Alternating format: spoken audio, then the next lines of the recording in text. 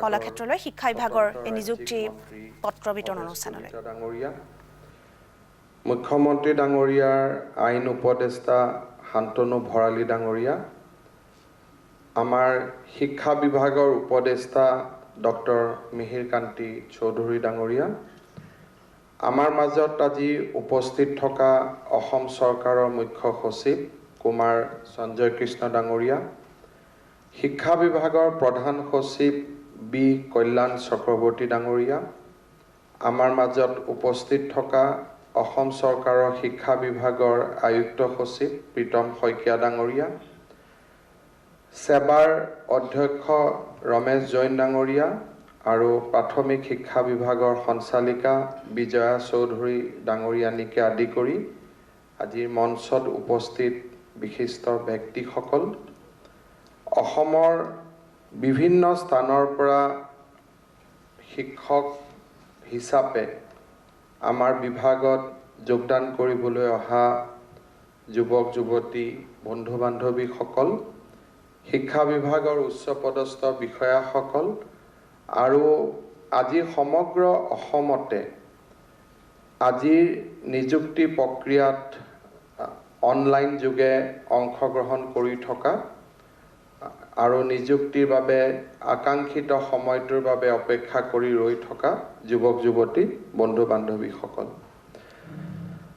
আজিৰ দিনটো আমাৰ বাবে অতি আনন্দৰ দিন। এখন সমাজ জীয়াই থাকিবৰ কাৰণে শিক্ষাৰ প্ৰয়োজন। শিক্ষা আৰু সংস্কৃতি অবিহনে মানুহে নিজৰ সংস্কৃতিবান চৰিত্ৰটো হেৰাই পেলায় আৰু আদিম দিনলৈ উভতি যায়। অসম চৰকাৰে আপ্ৰাণ প্ৰচেষ্টা কৰি আহিছে যে শিক্ষা সংস্কৃতি জৰিয়তে জাতীয় চৰিত্ৰৰ পৰিৱৰ্তন হওক আৰু অসমৰ প্ৰত্যেকগৰাকী দুখীয়া ছাত্ৰ ছাত্ৰীয়ে শিক্ষাৰ অধিকাৰক উপভোগ কৰাৰ সুবিধাখন লাভ কৰক। শিক্ষাই সকলো ধৰণৰ বেৰিয়াৰ পাৰ কৰি প্ৰতিজনৰ দুৱাৰদলিত জ্ঞান আৰু প্ৰজ্ঞা উপস্থিত হওক, এই চিন্তাৰে বিগত এটা দশক জুৰি ৰাজ্য চৰকাৰৰ শিক্ষা বিভাগে নিৰন্তৰভাৱে প্ৰচেষ্টা কৰি আহিছে। 2011 চনত ৰাষ্ট্ৰই শিক্ষাৰ অধিকাৰ আইন গ্ৰহণ কৰিছিলে আৰু শিক্ষাৰ অধিকাৰ আইন গ্ৰহণ কৰাৰ লগে লগে শিক্ষক নিযুক্তি, শিক্ষা দানৰ প্ৰতি মানুহৰ লক্ষ্য, এই গোটেইবিলাক লাহে লাহে পৰিৱৰ্তন হ'ব ধৰিছিলে। এটা দশক লাগিলে। 10টা বছৰ পিছত আমি ক'ত থিয় হৈ আছোঁ, কিমান সফল হৈছোঁ, কিমান বিফল হৈছোঁ, তাৰ নিৰ্মোহ মূল্যাংকনৰ প্ৰয়োজনীয়তা আছে। কিন্তু এটা কথা ঠিক যে এট দ্য পলিচি লেভেল সি ছেক্ৰেটেৰিয়েটে কওক, সঞ্চালকালয়ে কওক বা ৰাজনীতি কৰা ব্যক্তিসকলৰ মানসিকতাত শিক্ষাক অৰাজনৈতিক আৰু সামাজিক সম্ভাৱনাৰ দুৱাৰ মুকলি কৰাৰ এটা অস্ত্ৰ হিচাপে লোৱাৰ যি মানসিকতা আছিল, সেয়া এটা সম্পূৰ্ণ দশকত তাক মই সফল হোৱা নিজ চকুৰে প্ৰত্যক্ষ কৰিছোঁ। মোৰ সৌভাগ্য হৈছিল যে 2001 চনত অসম বিধানসভালৈ প্ৰথম অহাৰ সেই সময়ত শিক্ষক নিযুক্তিৰ গোটেই প্ৰক্ৰিয়াটো বিধায়কসকলে নিয়ন্ত্ৰণ কৰিছিলে, সমষ্টিৰ ভিত্তিত তালিকা বনাইছিলে আৰু আমাৰ লগত ৰাজনীতিত কৰা যিসকল সতীৰ্থ বন্ধু আছিলে তেওঁলোকক নহ'লে তেওঁলোকৰ পৰিবাৰক শিক্ষক হিচাপে নিযুক্তি দিয়াটো এটা চিৰাচৰিত এটা প্ৰক্ৰিয়া আছিল। 1993 চনত মই এজন সৰু ৰাজনৈতিক কৰ্মী আছিলোঁ। মোৰ সমষ্টিত তেতিয়া মই কাম কৰাৰ আৰম্ভ কৰিছিলোঁ, এটা ৰাজনৈতিক দলৰ সদস্য আছিলোঁ। সেই সময়ৰ শিক্ষামন্ত্ৰী ডাঙৰীয়াই তেতিয়া মোক কৈছিল যে হিমন্ত, তোমাক মই 20টা টিচাৰ এপইণ্টমেণ্ট দিম, তুমি 20টা নাম কালি লৈ আহা। মই কটন কলেজত আছিলোঁ, শিক্ষক নিযুক্তি তেনেকৈ হয় সেই কথাবোৰ চিন্তাও কৰা নাছিলোঁ, কিন্তু 20টা নাম মই জমা দিছিলোঁ। আৰু দুদিন পিছত মোক তেওঁ ঘৰত মাতি আনি 20খন নিযুক্তি পত্ৰ হাতত তুলি দিছিলে। ক'ত কেনেকৈ ইণ্টাৰভিউ হৈছিল, কি হৈছিল মই নাজানো, কিন্তু আজি সেই শিক্ষকসকলে সুন্দৰভাৱে কাম কৰি আছে, তেওঁলোকে স্কুলত গৈ আছে, এদিনৰ কাৰণেও দৰমহাত জটি পৰা নাই আৰু সুন্দৰকৈ তেওঁলোক চলি আছে। যেতিয়া মোৰ কটনৰ পৰা মই ওলাই আহিছিলোঁ, মনত বহু প্ৰশ্ন আছিলে, আৰু যেতিয়া মই লাহে লাহে বুজি পাইছিলোঁ যে সেই কালখণ্ডত 40,000 শিক্ষক নিযুক্তি হৈছিল আমাৰ দৰে মানুহৰ ৰিকমেণ্ডেশ্যনত। যাৰে পৰা যাৰ কাগজ পত্ৰ লৈ আহিছোঁ তেনেকৈ ৰিকমেণ্ডেশ্যন হৈ আছিলে, আৰু ছিষ্টেমটোত সকলোৱে তাৰ সমভাগী হৈছিলে। যদি ৰাজনীতি কৰা ব্যক্তিজনে 20টা দিছিলে, ডাইৰেক্টৰ এলিমেণ্টাৰী এডুকেশ্যনে 10টা দিছিলে, কমিশ্যনাৰে 10টা দিছিলে, স্বাভাৱিকভাৱে শিক্ষামন্ত্ৰী মুখ্যমন্ত্ৰী কোটাটো ডাঙৰ হৈ হৈ গৈ আছিলে। 40,000 শিক্ষক নিযুক্তিৰ লগত বহুত নাম আৰম্ভ হ'ল, অপাৰেশ্যন ব্লেকবোৰ্ড, বিভিন্ন ধৰণৰ নাম আৰম্ভ হ'ল, আৰু লাহে লাহে আমাৰ তলৰ শিক্ষা বিভাগৰ বিষয়াসকলে বুজি উঠিলে যে ছাৰসকলে যদি নিযুক্তি দিব পাৰে আমি কিয় নিযুক্তি দিব নোৱাৰোঁ। লাহে লাহে তেখেতসকলেও নিযুক্তিত নামিলে। মোৰ ইমানলৈকে মই জানো যে লখিমপুৰ জিলাত এজন শিক্ষা বিভাগৰ বিষয়া আছিলে, তেওঁ নাৱত উঠে আৰু পাৰত তেওঁ যাকেই মেট্ৰিক পাছ কৰা ল'ৰা পায় তাকেই তেওঁ নিযুক্তি পত্ৰ দি দিয়ে। আৰু তেনেকৈ তেওঁৰ নাম লখিমপুৰ জিলাত বিখ্যাত হৈয়ে থাকি গ'ল। শিৱসাগৰ জিলাত এজন শিক্ষা বিভাগৰ বিষয়া আছিলে, তেওঁ কিমান শিক্ষকক নিযুক্তি দিলে সেই হিচাপটো তেওঁৰ লগতো নাই, তেওঁ নিজেও নাজানে কিমান শিক্ষকক নিযুক্তি দিলে। আৰু কোনোবা এটা পথৰ আনটো দূৰত মেধাৱী ছাত্ৰ ছাত্ৰীসকলে থিয় হৈ অপেক্ষা কৰিছিল, আৰু তেনেকৈ সমাজ চলি গৈ আছিলে। মেধাৰ লগত শিক্ষাৰ সম্বন্ধ নোহোৱা হৈ গৈছিল, মেধাৰ লগত শিক্ষাৰ পৰিচয় শেষ হৈ গৈছিলে, আৰু ৰাজনৈতিক কৰ্মী, কোনোবা বিষয়াৰ পত্নী, কোনোবা ঘৰত বহি থাকে মোৰ পৰিবাৰৰ, গতিকে তাই ঘৰত বহি বহি মনটো বেয়া হৈ গৈছে বুলি কোনোবা ঠিকাদাৰ এজনে তেওঁৰ পত্নীৰ বাবে আনি দিয়া এখন নিযুক্তি পত্ৰ। এই ধৰণে সমাজ আগবাঢ়িছিল, আৰু এই নিয়মবিলাকেই মানুহে নিয়ম বুলি মানি লৈছিল। অৰ্থাৎ অনিয়মকে নিয়ম বুলি বনাৰ এটা প্ৰৱণতাই বা অনিয়মকে নিয়ম বুলি ভবাৰ এটা চিন্তাই সমাজখনক গ্ৰাস কৰিছিল, আৰু সমাজখন তেনেকৈ আগুৱাই গৈ আছিল।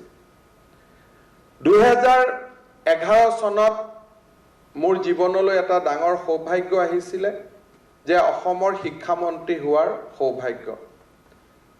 শিক্ষামন্ত্ৰী হোৱাৰ সময়ছোৱাতে সেই কালখণ্ডতে দেশত পৰিৱৰ্তন আহিছিলে। ৰাষ্ট্ৰই শিক্ষাৰ অধিকাৰ হিচাপে গ্ৰহণ কৰিছিলে, আৰু ব্যৱস্থা দিছিলে যে টেট প্ৰথাৰ মাধ্যমেৰে শিক্ষক নিযুক্তি হ'ব লাগে। স্বাভাৱিকভাৱে ছিষ্টেমে তাক মানিব খোজা নাছিলে। সুপ্ৰিম কোৰ্ট, হাইকোৰ্ট, কেইবাখনো আদালতৰ দুৱাৰত থিয় হোৱাৰ পিছত সদশেষত ভাৰতৰ সুপ্ৰিম কোৰ্টে অসম চৰকাৰক নিৰ্দেশ দিছিল যে টেটৰ ব্যৱস্থা মতে নিযুক্তি হ'ব লাগে। আমি আগবাঢ়িছিলোঁ, আৰু এই টেটৰ নিযুক্তি প্ৰক্ৰিয়াৰ মাজেৰে চলোতেই মোৰ ব্যক্তিগত জীৱন, ৰাজনৈতিক জীৱনলৈ পৰিৱৰ্তন আহিছিল। কাৰণ সেই সময়ত মানুহে গ্ৰহণ কৰিব খোজা নাছিল যে এটা সমাজৰ এটা অংশ যোনে নেকি সেই সময়ত ৰাজনীতিক নিয়ন্ত্ৰণ কৰিছিলে, যে তেওঁলোকে নিযুক্তিৰ প্ৰক্ৰিয়াৰ পৰা কেনেকৈ বঞ্চিত হৈ থাকিব।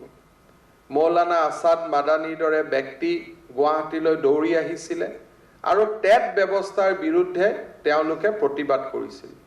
মোৰ মনত আছে যে অসম চৰকাৰৰ সৰ্বশিক্ষা বিভাগৰ সঞ্চালিকা সুইটি চেংচন সেই সময়ত কেইবাদিনো মুখ্যমন্ত্ৰীৰ কোঠাৰ পৰা চকুৰ পানী টুকি বাহিৰ হোৱা সেই দৃশ্য মোৰ এতিয়াও মনত সজীৱ হৈ আছে।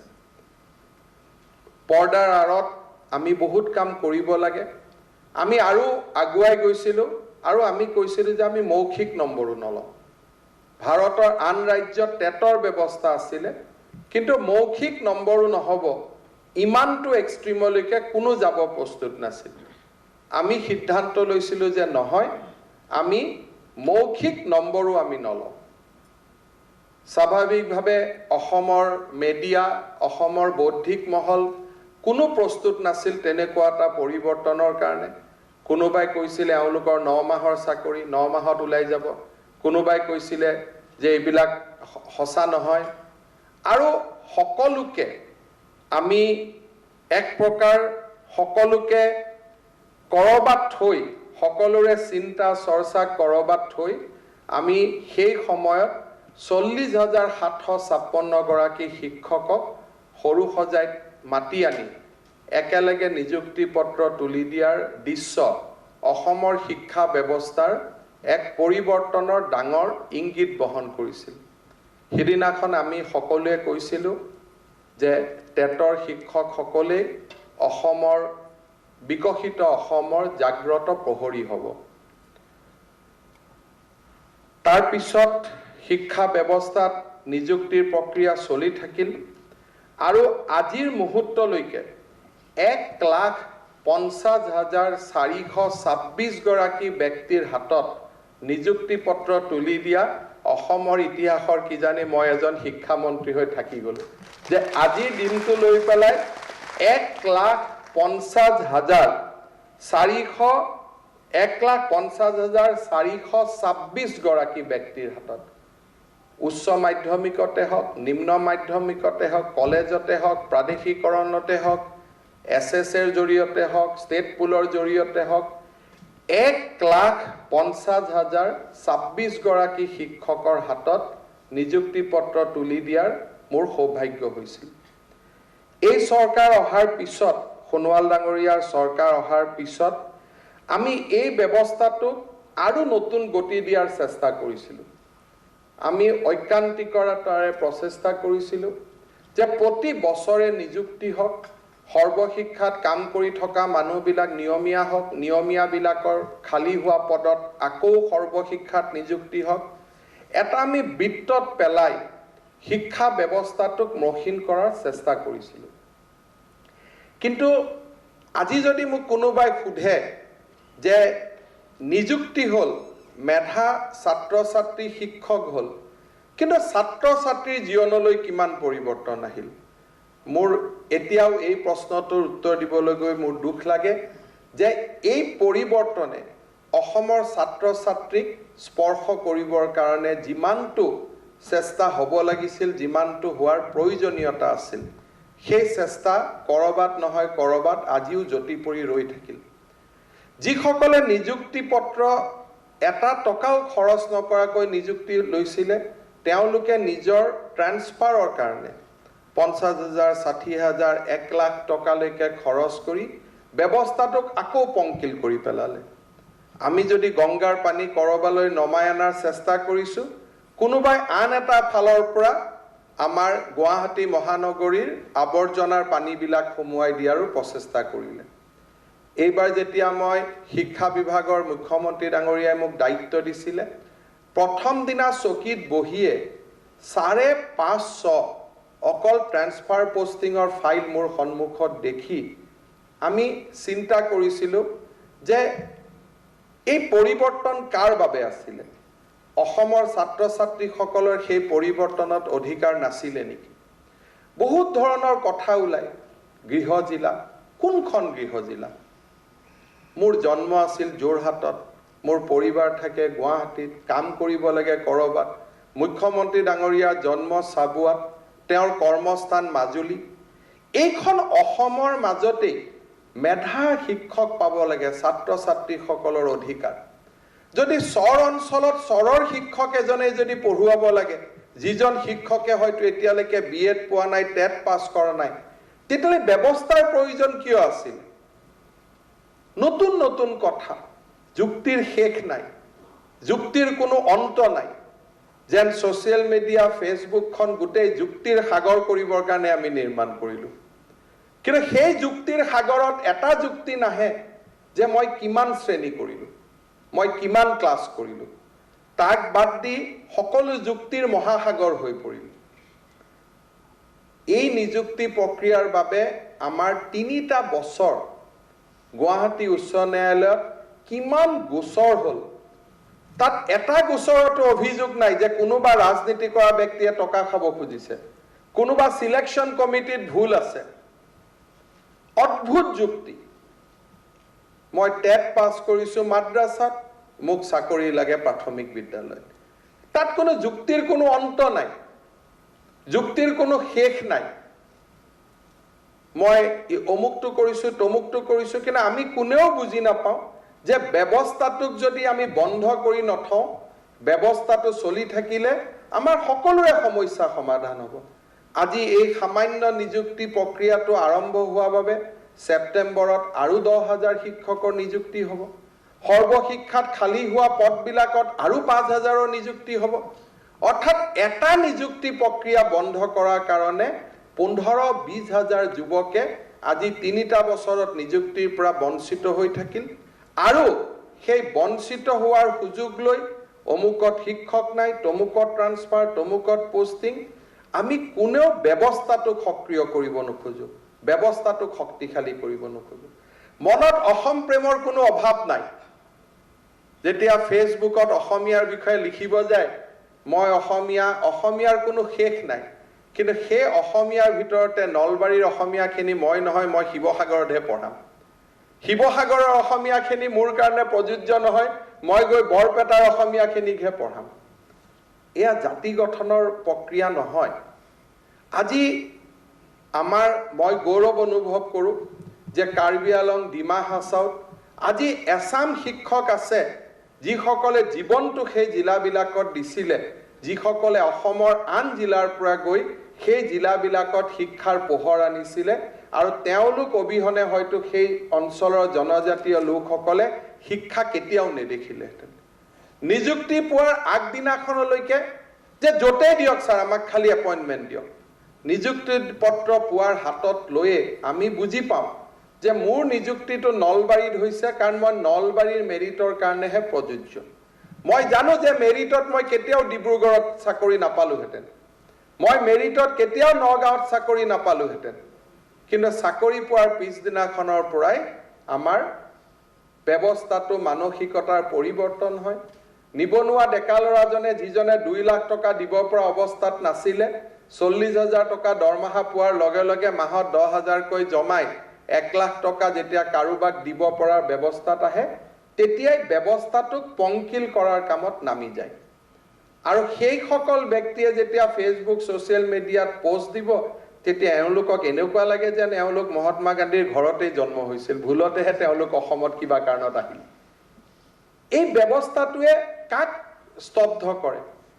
আমি যদি শিক্ষা ব্যৱস্থাত বোৱতী গংগা নমাই আনিব খুজিছোঁ, তাক যদি আমি ৰখাব খোজোঁ, সেই ব্যৱস্থাটোৱে আমাৰ দৰে শত শত দুখীয়া ল'ৰা ছোৱালীক বঞ্চিত কৰে, শিক্ষাৰ পৰা বঞ্চিত কৰে। শিক্ষক নহ'লে শিক্ষাৰ্থীৰ কোনো স্কুলত যোৱাৰ প্ৰয়োজনীয়তা বন্ধ হৈ যায়।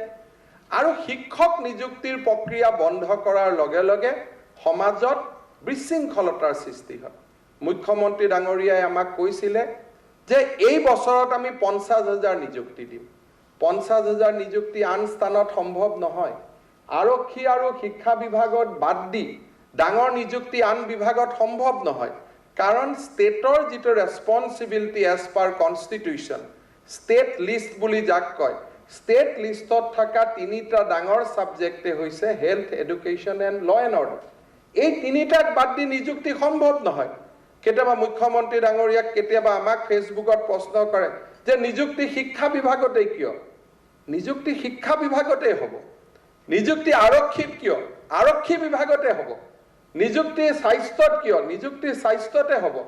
কাৰণ বাকি নিযুক্তি হোৱা বিভাগবিলাক অসম চৰকাৰৰ নিয়ন্ত্ৰণত নাথাকে কনষ্টিটিউচনৰ সেপাৰেশন অফ পাৱাৰ্ছত ৰেলত নিযুক্তি হয় rail is in central list পেট্ৰলিয়ামত নিযুক্তি হয় they are in central list state লিষ্টত থকা যি কেটা সাবজেক্টত নিযুক্তি হ'ব পাৰে পুলিচ আৰক্ষী হেলথ এডুকেশ্যন আৰু তাতেই যদি স্বচ্ছতা আমি আনিব পাৰো তাতেই সমাজৰ দুখীয়া লৰা ছোৱালীখিনিক তেওঁলোকক আমি আন এটা মাধ্যমলৈ উদ্ধলৈকে লৈ যোৱাৰ সুবিধা দিব পাৰো গান্ধীজীয়ে কৈছিল যে education can change A generation কিন্তু শিক্ষাৰ যদি মূল্য নাথাকে তেতিয়া শিক্ষাই মানুহৰ জেনাৰেশ্যনটোক বা পৰিয়ালটোক দৰিদ্ৰতাৰ পৰা কেনেকৈ মুক্ত কৰিব গান্ধীজীয়ে কৈছিল যে education can bring out a family out of poverty cycle in just shortest period of time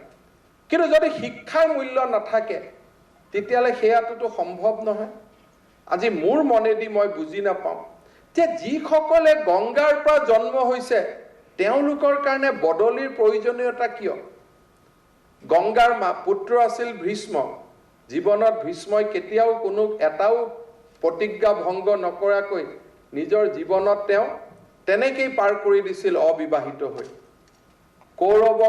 কৌৰৱৰ হক পাণ্ডৱক হক হস্তিনাপুৰ ৰক্ষাৰ সংকল্পৰে তেওঁ নিজৰ জীৱন পাৰ কৰিছিল আজি সেই টেট শিক্ষক আছিল সেই গংগাৰ মানৱ পুত্ৰ কাৰণ পলিটিশিয়ান এটাত কোনো এটা জাগাত স্পৰ্শ কৰিব পৰা নাছিল তেওঁলোকে কেনেকে সৰ্বশিক্ষা অভিযানত আহিব পাৰে যে বদলি কৰিব লাগে কেনেকে ডাইৰেক্টৰেটত আহিব পাৰে বদলি কৰিব লাগে কেনেকে ৰাজনীতি কৰা মানুহৰ দুৱাৰ দলিয়ে যাব পাৰে যে মুখ দিয়ক আমি যদি ৰাজনীতি কৰা ব্যক্তিৰ পৰা আপোনালোকক দূৰত পঠাব খুজিছো আপোনালোক কিয় ওচৰ চাপি আহে মোৰ ঘৰত যেতিয়া টেট শিক্ষক আহে তেতিয়া মই এটাই কথা কওঁ যে মইতো 2011 চনত সপোন দেখিছিলো যে আপোনালোক আৰু আমাৰ কেতিয়াও দেখা দেখি নহয় এটা ফেসবুকত দিয়া ইলেকশনত ভোট নিদিও হাৰি যদি ইলেকশনত ভোট দিয়া শিক্ষকে লাগিছিল তেতিয়ালে সোণোৱাল নগৰীয়া সমষ্টিৰ পৰা 100টা মোৰ সমষ্টিৰ পৰা 100টা সেই 2011 চন এইটো ভাল আছিল মইতো কওঁ নিৰ্বাচনৰ পৰা বহুত দূৰত গুছি যাও ইলেকশন ৰাজনীতিৰ পৰা দূৰত গৈ কেনেকে অসমৰ দৰিদ্ৰ সমাজখনক কেনেকে দৰিদ্ৰতাৰ কৰাল গ্ৰাসত থকা সেই ছাত্ৰ ছাত্ৰী সকলক আমি দৰিদ্ৰতাৰ পৰা দূৰ কৰিব পাৰো বহুতে ৰাজনীতিক ট্ৰিভিলাইজ কৰে যে ইলেকশন উঠিবৰ কাৰণে তেওঁলোকে ৰাজনীতি কৰে ইলেকশন জিকাৰ কাৰণে আটাইতকৈ ভাল উপায় আছিল যে এই 1.5 লাখ শিক্ষকৰ 15,000 যদি মই জালুকবাৰী সমষ্টিত দিব পাৰিলোহেঁতেন কোনোবাই যেনেকৈ আগতে বিভিন্ন সমষ্টিত দি গৈছিলে তেতিয়া জীৱনত মোৰ ৰাজনীতি কৰাৰ অসুবিধা নহ'লহেঁতেন মানুহে ৰাজনীতি কৰে সমাজ পৰিৱৰ্তনৰ কাৰণে মানুহে চাকৰি কৰে সমাজ পৰিৱৰ্তনৰ কাৰণে আজি যদি আমি ভাবো যে সোণোৱাল ডাঙৰীয়া ৰাজনীতিত আহিছে কেৱল এমএলএ মুখ্যমন্ত্ৰী হ'বৰ কাৰণে আমি ৰাজনীতিত আহিছো কিবা এটা পদবীৰ কাৰণে হেয়া মই ভাবো সেই পৰিভাষা শুদ্ধ নহয় মই বিনম্ৰতাৰে সৈতে আপোনালোকক অনুৰোধ কৰিম যে আমি গংগাৰ মানৱ পুত্ৰ হৈ জীয়াই থাকিব লাগে পংকিলতাক আমি বিশ্বাস কৰিব নালাগে পংকিলতাক আমি আনিব চেষ্টা কৰিব নালাগে আজি ইয়াত নিযুক্তি পত্ৰ লোৱা সকলোৱে জানে যে মোৰ যদি ধুবুৰীত নিযুক্তি হৈছে হেয়া মোৰ কৰ্মৰ কাৰণে নিযুক্তি হৈছে মই ইমানেই টেটত নম্বৰ পাইছিলো মই ইমানেই মেট্ৰিকত নম্বৰ পাইছিলো মই ইমানেই হায়াৰ সেকেন্ডাৰীত নম্বৰ পাইছিলো যে মই ধুবুৰীতে কাম কৰাৰ কাৰণে মোৰ যোগ্যতা আছিল কোনোবাই যদি ডিব্ৰুগড়ত নিযুক্তি পাইছে গুৱাহাটীত নিযুক্তি পাইছে তেওঁলোকে নিজে জানে যে মই জীৱনৰ যিখিনি কৰ্ম যিখিনি মই মেট্ৰিকৰ সময়ত কষ্ট কৰিছিলো হায়াৰ সেকেন্ডাৰীত কষ্ট কৰিছিলো ডিগ্ৰীত কষ্ট কৰিছিলো টেটৰ পৰীক্ষাত কষ্ট কৰিছিলো এইখিনিয়ে মোক ডিব্ৰুগড়ৰ বাবে উপযুক্ত কৰি তুলিছে আৰু সেইখনকে কৰ্মস্থান সেইখনকে জীৱনৰ লক্ষ্য হিচাপে লৈ তাত থকা ছাত্ৰ ছাত্ৰীসকলৰ জীৱন কিমান মই পৰিৱৰ্তন কৰিব পাৰো হেয়া হৈছে মোৰ জীৱনৰ লক্ষ্য মই এদিন ৰাতি লখিমপুৰৰ বগীবিলৰ তলত এখন মিছিং গাঁৱত আছিলো ৰাতিপুৱা স্কুলখনলৈ গৈছিলো স্কুলত হিদিনাখন স্কুলটোল পৰিষ্কাৰ হৈ আছে মই ছাত্ৰ ছাত্ৰীসকলক বাৰে বাৰে সুধি আছো তোমালোকৰ শিক্ষক শিক্ষয়িত্ৰী কোন তিনিজনৰ নাম কয় মই ইয়াততো দুজন আছে তিনিজনৰ নাম কিয় কয় বহুত অনুসন্ধান কৰি মই গম পালো যে এগৰাকী শিক্ষয়িত্ৰী আন এগৰাকী শিক্ষকক দৰমহাৰ 5000 টকা দি তাত নিযুক্তি কৰি থৈ দিছে তেওঁ প্ৰক্সিত কাম কৰিব দেখি মই হিদিনাখনে সেই গৰাকী শিক্ষকক মাতি আনি যি একচন লবলগীয়া আছিল মই লব পাৰিলোহেঁতেন কিন্তু মই মাত্ৰ এটাই চিন্তা কৰি উভতি আহিছিল যে এই মানসিকতাৰে আমি কোনখন অসমীয়াৰ আমি উন্নতি কৰিম কোনখন অসমৰ উন্নতি কৰিম ফেসবুক সোশ্যাল মিডিয়া দি অসমৰ জীৱনৰ উন্নতি হ'ব নে আমি আমাৰ কাম আৰু কৰ্মৰে আমি জীৱন অসমীয়া জাতিটোক উন্নতিৰ পথত লৈ যাব পাৰিম অমুকে অসম নষ্ট কৰি দিলে তমুকে তমুক কৰি দিলে কিন্তু যেতিয়া নিজৰ গাত আমি সিকুটো তেতিয়া আমি কেতিয়াও অন্তৰ্মুখী নহওঁ আনজনে কি কৰিছে চাই থাকিম কিন্তু নিজৰ অন্তৰৰ ভিতৰত সোমাই যে মই জাতিটো কি উভতাই দিলো মই মোৰ পিতৃ মাতৃক কি উভতাই দিলো মই মোৰ সমাজক কি উভতাই দিলো সেইখিনি চিন্তা কৰাৰ সাহস হয়তো আমাৰ বহুতৰে নাই মই আমাৰ শিক্ষা বিভাগৰ বিষয়া কৰ্মচাৰী সকলোকো কওঁ যে যিটো মুহূৰ্ততে মই শিক্ষা বিভাগত নাথাকো সেইটো মুহূৰ্ততে কিয় ট্ৰান্সফাৰ পোষ্টিং আৰম্ভ হয় সেইটো মুহূৰ্ততে কিয় নিযুক্তিৰ প্ৰক্ৰিয়া থমকি যায় কালি পৰখিটো আমি আতৰিব লাগিব আমি ব্যৱস্থাটো কিয় ব্যৱস্থালৈ ৰূপান্তৰ কৰিব নোৱাৰো আজি মই হাতত এখন লিষ্ট লৈ আহিছিল যদি আপুনি চাই 2011-12 নিযুক্তি 12-13 নিযুক্তি 13-14 নিযুক্তি 14-15 নিযুক্তি 15-16 16-17 নিযুক্তি নাই তাৰমানে ব্যৱস্থাটোৱে এতিয়াও ইনষ্টিটিউচনেলাইজ হ'ব পৰা নাই ব্যক্তিৰ ওপৰত চলি আছে ব্যক্তিৰ ওপৰত চলিলে সমাজৰ পৰিৱৰ্তন হ'ব নোৱাৰে সেই ব্যক্তিজনে নিজক ভাবিব পাৰে যে মই নহলে সমাজ নচলে মই নহলে এপইন্টমেন্ট নহয়